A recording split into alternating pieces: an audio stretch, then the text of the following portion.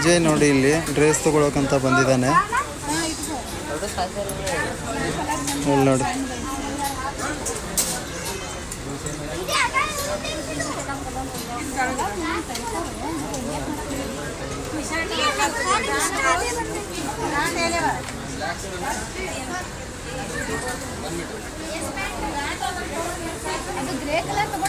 ಯಾವುದು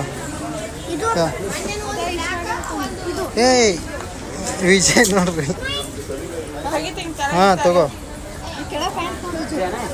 ಪ್ಯಾಂಟ್ ತಗೋ ಒಂದು, ಆಮೇಲೆ ಅವು ಡೈಲಿ ಡ್ರೆಸ್ ತಗೋ ಒಂದೆರಡು.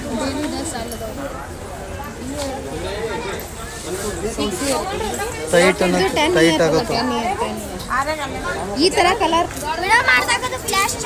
ಇಲ್ಲ, ಆಫ್ ಆಯ್ತು ಇವಾಗ.